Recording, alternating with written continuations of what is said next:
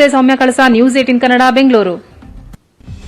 Virus ಗಿಂತಲೂ danger corona ಆಸ್ಪತ್ರೆಗಳು. ಕರ್ಕೊಂಡು ಹೋಗ್ತಾರಷ್ಟೇ ಅನಾಥ ಶವ ಮಾಡ್ಬಿಡ್ತಾರೆ. ಅನ್ನ, ನೀರು, ಟಾಯ್ಲೆಟ್ ಅಬ್ಬಬ್ಬಾ ನೋಡೋಕ್ಕಾಗಲ್ಲ.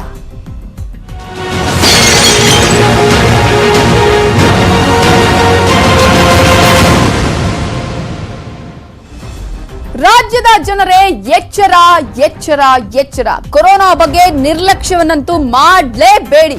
ಸೋಂಕು ತಗುಲಿದ್ರೆ ತೋರಿಸ್ತಾರೆ ನರಕ.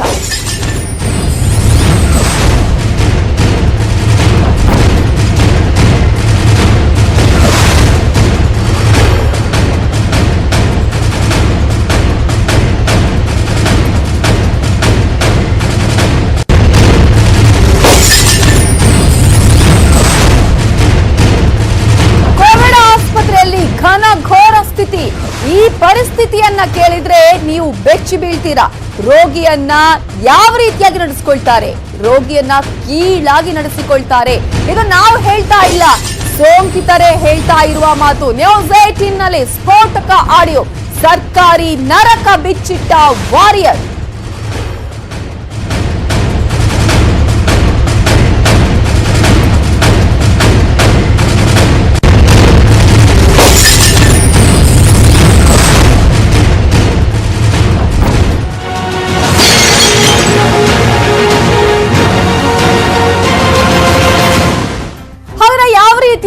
ಪರಿಸ್ಥಿತಿ ಇದೆ, ಯಾವ ರೀತಿಯಾಗಿ ರೋಗಿಯನ್ನ ನೋಡ್ಕೊಳ್ತಾರೆ, ಯಾವ ರೀತಿಯ ಟ್ರೀಟ್ಮೆಂಟ್ ಸಿಗ್ತಾ ಇದೆ ನಾವು ಹೇಳ್ತಾ ಇಲ್ಲ. ಕೊರೋನಾ ವಾರಿಯರೇ ಹೇಳಿರುವಂತಹ ಸ್ಫೋಟಕ ಆಡಿಯೋ ಇದು.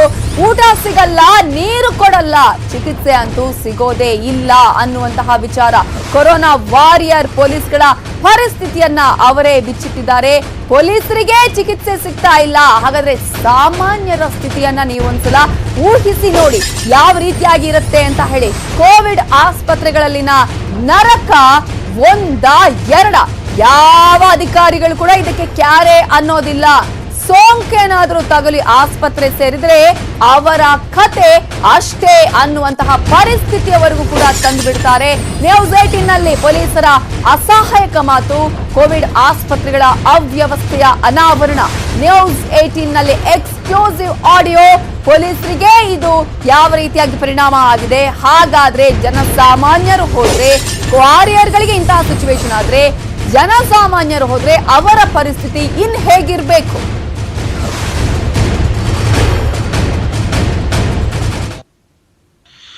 ನಮ್ಮ ಪೊಲೀಸಲ್ಲಿ ಜಾಸ್ತಿ ಪಾಸಿಟಿವ್ನೆಸ್ಸು ಕರೋನಾದು ಬರ್ತಾ ಇದೆ. ಇದರ ಅರ್ಥ ತಿಳ್ಕೊಳ್ಳಿ, ಈ ವ್ಯವಸ್ಥೆ ಇದಕ್ಕೆ ತಯಾರಾಗಿಲ್ಲ.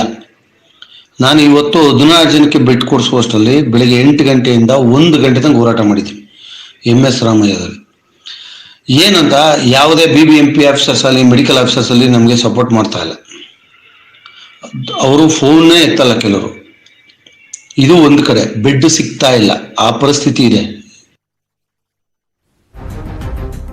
ಇನ್ನು ಕೋವಿಡ್ ಆಸ್ಪತ್ರೆಗಳ ನರಕದ ಎರಡನೇ ಆಡಿಯೋ ಕೂಡ ಇದೆ. ಪೊಲೀಸ್ ಮಾತಾಡಿದನ್ನ ನೀವು ಕೇಳಿಸಿದ್ರಿ. ಎಂತಹ ಕಷ್ಟದ ಪರಿಸ್ಥಿತಿ ಇದೆ, ಯಾವ ರೀತಿಯಾಗಿ ಫೋನೇ ಎತ್ತಲ್ಲ ಅಂತ ಹೇಳಿ.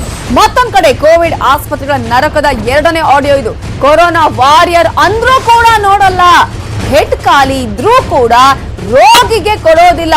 ಕೋವಿಡ್ ಪೇಷಂಟ್ ಅಂತ ಗೊತ್ತಿದ್ರೂ ಕೂಡ ಕೇರೆ ಮಾಡಲ್ಲ ಅನ್ನುವಂತಹ ಸಿಚುವೇಶನ್ ಅನ್ನ ನಿರ್ಮಿಸಿಕೊಂಡಿದ್ದಾರೆ. ವಿಕ್ಟೋರಿಯಾ ಆಸ್ಪತ್ರೆ ವೈದ್ಯರ ನಿರ್ಲಕ್ಷ್ಯವಂತೆ ತುಂಬಾ ರೂಢ್ ಆಗಿ ಮಾತನಾಡ್ತಾರಂತೆ. ನ್ಯೂಸ್ 18 ನಲ್ಲಿ ಸರ್ಕಾರದ ನರಕದ ಎಕ್ಸ್ಕ್ಲೂಸಿವ್ ಆಡಿಯೋ.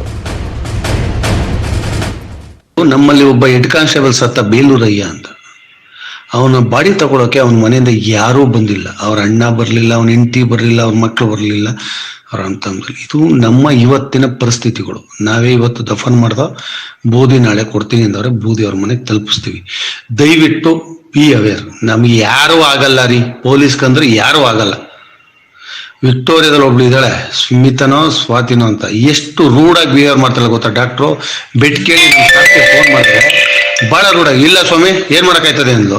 ಅಲ್ಲ ಮೇಡಮ್, ನಾವು ನಿಮ್ಮಂಗೆ ಕೊರೋನಾ ವಾರಿಯರ್ಸು, ದಯವಿಟ್ಟು ಇಲ್ಲ ಅಂತ ಹೇಳ್ತಾ ಇದ್ದೇನ್ರಿ, ಇಲ್ಲ ಇಡ್ರಿ ಅಂತ. ಈ ರೀತಿ ವರ್ತನೆಗಳಿದೆ.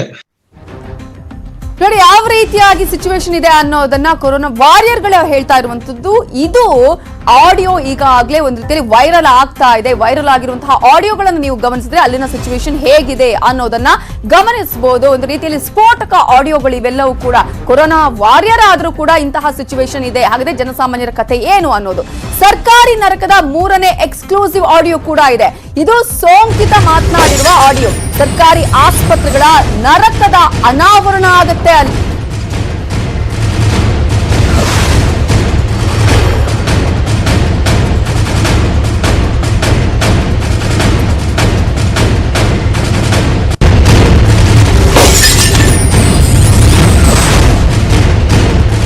ಚಿಕಿತ್ಸೆಯೇ 14 ದಿನಗಳಿಗೆ ಮುಗಿಯೋದಿಲ್ಲ. ಕೆಲವರು 2 ರಿಂದ 3 ತಿಂಗಳಿಂದ ಇಲ್ಲೇ ಇದ್ದಾರಂತೆ. 10 ಬಾರಿ ಚೆಕ್ ಮಾಡಿದ್ರು ರಿಪೋರ್ಟ್ ಅನ್ನ ಕೊಡಲ್ವಂತೆ. ಗುಣಮುಖ ಆದವರ ವಾರ್ಡ್ಗೆ ಸೋಂಕಿತರನ್ನ ಶಿಫ್ಟ್ ಮಾಡ್ತಾರಂತೆ. ಗುಣಮುಖ ಆದವರಿಗೂ ಮತ್ತೆ ಮತ್ತೆ ಸೋಂಕು ಬರುತ್ತೆ. ಸರ್ಕಾರಿ ನರಕದ 3ನೇ ಎಕ್ಸ್ಕ್ಲೂಸಿವ್ ಆಡಿಯೋ ಇದು ಸೋಂಕಿತರು ಅನ್ನಲಾದಂತಹ ಆಡಿಯೋ. ಅಂದ್ರೆ ಸೋಂಕಿತರು ಆಲ್ರೆಡಿ ಈಗಾಗಲೇ ಕೆಲವೊಂದು ಕಡೆಗಳಲ್ಲಿ ಹೋಗಿದ್ದಾರೆ. ಪೊಲೀಸರು ಸೋಂಕಿತರಾಗಿದ್ದಾರೆ. ಅವರು ಮಾಡಿರುವಂತಹ ಆಡಿಯೋ ವೈರಲ್ ಆಗಿರುವ ಆಡಿಯೋ ಅಂತ ಹೇಳಲಾಗ್ತಾ ಇದೆ. ಸೊ ಈ ಒಂದು ಆಡಿಯೋದಲ್ಲಿ ಯಾವ ರೀತಿಯಾದಂತಹ ನರಕ ದರ್ಶನ ಇದೆ ಅನ್ನೋದನ್ನ ಅವರೇ ಹೇಳಿರುವಂತಹ ಆಡಿಯೋಗಳು ಈಗಾಗಲೇ ಎಲ್ಲಾ ಕಡೆ ವೈರಲ್ ಆಗ್ತಾ ಇದೆ.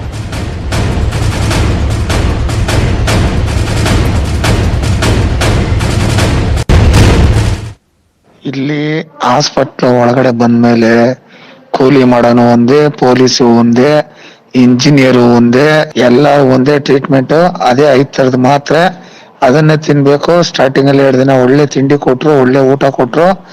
ಈ 2 ದಿವಸದಿಂದ ಕೊಟ್ಟಿರೋ ಊಟನೇ ಕೊಟ್ಟು ಬೆಳಗಿಂದ ಅದೇ, ಮಧ್ಯಾಹ್ನಕ್ಕೂ ಅದೇನೆ.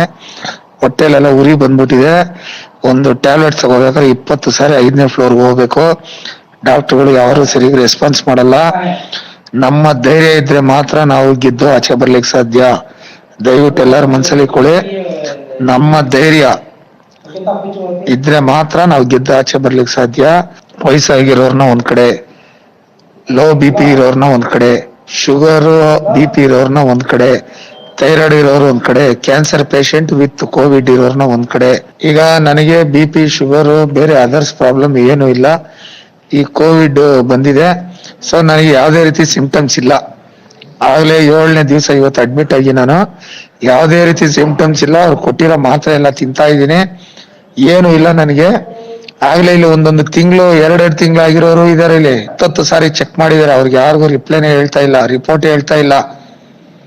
ಜ್ಞಾನ ಬಂದಂಗೆ ಇಷ್ಟ ಬಂದವ್ರಿಗೆ ಹೇಳ್ತಾ ಇದಾರೆ, ಇಷ್ಟ ಇಲ್ದವ್ರಿಗೆ ಇಲ್ಲೇ ಬಿದ್ದಿರ್ಬೇಕು. ಯಾರು ಇಲ್ಲಿ ಗಟ್ಟಿಯಾಗಿ ಏನು ಮಾತಾಡೋಗಿಲ್ಲ.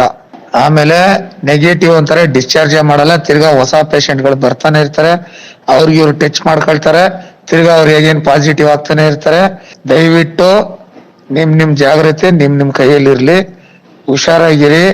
ನೀವು ಹೊರಗಡೆ ನಾವು ಕೊರೋನಾ ವಾರಿಯರ್ಸು, ನಾವು ಹಂಗೆ ನಾವು ಹಿಂಗೆ, ಅದ್ ಏನೇನ್ ಬಿಲ್ಡಪ್ ಇದೆ ಅದೆಲ್ಲ ಪುಸ್ತಕದ ಬದನೆಕಾಯಿ.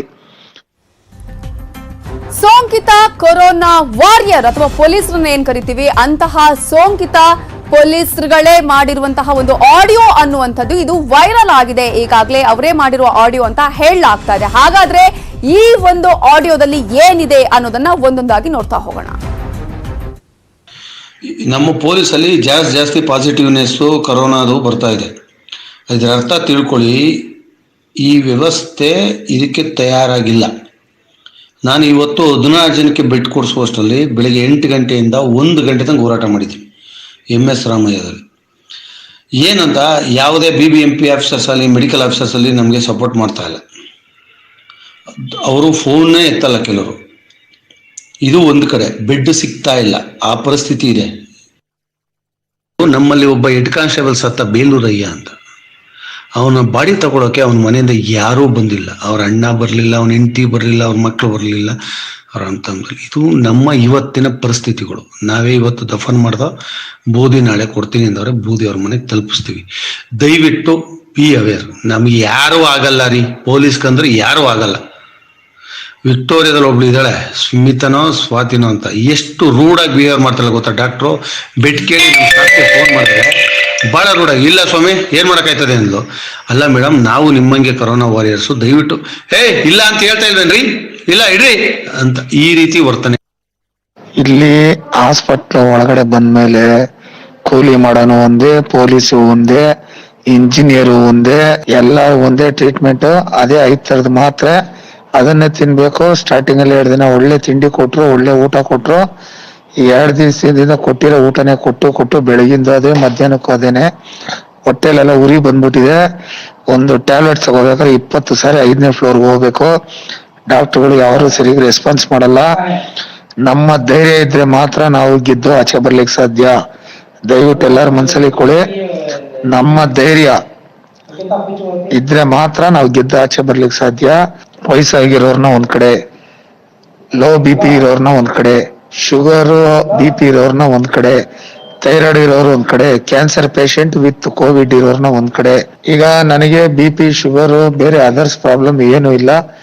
ಈ ಕೋವಿಡ್ ಬಂದಿದೆ, ಸೊ ನನಗೆ ಯಾವುದೇ ರೀತಿ ಸಿಂಪ್ಟಮ್ಸ್ ಇಲ್ಲ. ಆಗ್ಲೇ 7ನೇ ದಿವಸ ಇವತ್ತು ಅಡ್ಮಿಟ್ ಆಗಿ ನಾನು ಯಾವುದೇ ರೀತಿ ಸಿಂಪ್ಟಮ್ಸ್ ಇಲ್ಲ. ಅವ್ರು ಕೊಟ್ಟಿರೋ ಮಾತ್ರೆ ಎಲ್ಲ ತಿಂತಾ ಇದ್ದೀನಿ, ಏನು ಇಲ್ಲ ನನಗೆ. ಆಗ್ಲೇ ಇಲ್ಲಿ 1 ತಿಂಗಳು 2 ತಿಂಗಳು ಆಗಿರೋರು ಇದಾರೆ. ಇಲ್ಲಿ 10 ಸಾರಿ ಚೆಕ್ ಮಾಡಿದಾರೆ, ಅವ್ರಿಗೆ ಯಾರಿಗೂ ರಿಪ್ಲೈನೇ ಹೇಳ್ತಾ ಇಲ್ಲ, ರಿಪೋರ್ಟ್ ಹೇಳ್ತಾ ಇಲ್ಲ. ಜ್ಞಾನ ಬಂದಂಗೆ ಇಷ್ಟ ಬಂದವ್ರಿಗೆ ಹೇಳ್ತಾ ಇದಾರೆ, ಇಷ್ಟ ಇಲ್ದವ್ರಿಗೆ ಇಲ್ಲೇ ಬಿದ್ದಿರ್ಬೇಕು. ಯಾರು ಇಲ್ಲಿ ಗಟ್ಟಿಯಾಗಿ ಏನು ಮಾತಾಡೋಗಿಲ್ಲ. ಆಮೇಲೆ ನೆಗೆಟಿವ್ ಅಂತಾರೆ, ಡಿಸ್ಚಾರ್ಜ್ ಮಾಡಲ್ಲ. ತಿರ್ಗಾ ಹೊಸ ಪೇಷಂಟ್ ಗಳು ಬರ್ತಾನೆ ಇರ್ತಾರೆ, ಅವ್ರಿಗೆ ಇವ್ರು ಟಚ್ ಮಾಡ್ಕೊಳ್ತಾರೆ, ತಿರ್ಗಾ ಅವ್ರು ಹೇಗೇನ್ ಪಾಸಿಟಿವ್ ಆಗ್ತಾನೆ ಇರ್ತಾರೆ. ದಯವಿಟ್ಟು ನಿಮ್ ಜಾಗ್ರತೆ ನಿಮ್ ಕೈಯಲ್ಲಿ ಇರ್ಲಿ, ಹುಷಾರಾಗಿರಿ. ನೀವು ಹೊರಗಡೆ ನಾವು ಕೊರೋನಾ ವಾರಿಯರ್ಸು, ನಾವು ಹಂಗೆ ನಾವು ಹಿಂಗೆ, ಅದ್ ಏನೇನ್ ಬಿಲ್ಡಪ್ ಇದೆ ಅದೆಲ್ಲ ಪುಸ್ತಕದ ಬದನೆಕಾಯಿ.